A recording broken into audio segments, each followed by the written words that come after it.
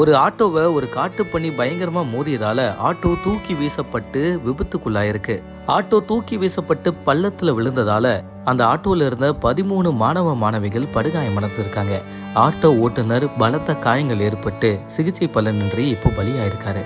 அரசு பேருந்துகள் குறைவா இயக்கப்பட்டதால ஆட்டோல பயணத்தை மேற்கொண்ட பள்ளி மாணவ மாணவிகளுக்கு ஏற்பட்ட விபத்து குறித்து இந்த தொகுப்புல விரிவா பார்ப்போம்.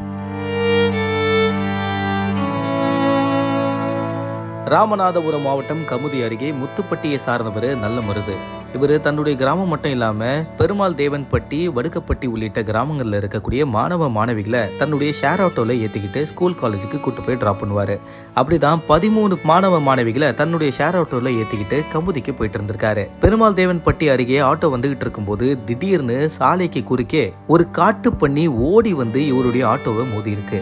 அந்த ஆட்டோ மீது அந்த காட்டுப்பன்னி மோதியதால ஆட்டோ தூக்கி வீசப்பட்டு பள்ளத்துல தலைக்குப்புற விழுந்திருக்கு.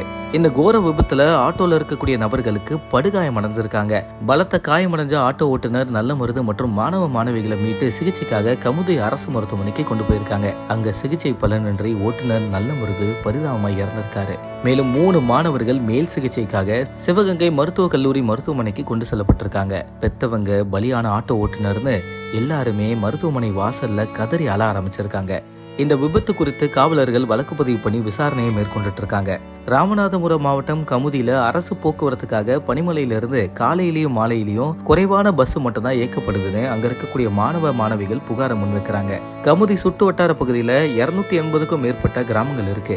இந்த கிராமத்துல இருக்கக்கூடிய மாணவ மாணவிகள் பள்ளி கல்லூரிகளுக்கு போக போதுமான பஸ் வசதி இல்லாத காரணத்தினால ஆட்டோ, ஷேர் ஆட்டோ, பஸ்ல டாப்ல உட்காந்துக்கிட்டு போறது, லாரியில லிப்ட் கேட்டு போறதுன்னு பள்ளி கல்லூரிகளுக்கு இப்படிதான் பயணத்தை மேற்கொள்றாங்களாம். இதுல நிறைய விபத்துகள் ஏற்பட்டு நிறைய பேர் படுகாயம் அடைஞ்சதாகவும் கூறப்படுது. மாணவ மாணவிகளுடைய நலன் கருதி அரசு கூடுதலான பேருந்தை இயக்கினா நல்லா இருக்கும்னு பொதுமக்கள் கோரிக்கையை முன் வச்சிருக்காங்க. இதனிடையே காட்டுப்பன்னி ஒன்று ஆட்டோவை தூக்கி வீசி படுகாயம் அடைஞ்சு உள்ள டிராவல் பண்ண 13 மாணவ மாணவிகளுக்கு காயங்கள் ஏற்பட்டது மட்டும் இல்லாம ஆட்டோ ஓட்டுநர் பலியான சம்பவம் சோகத்தை உருவாக்கியிருக்கு.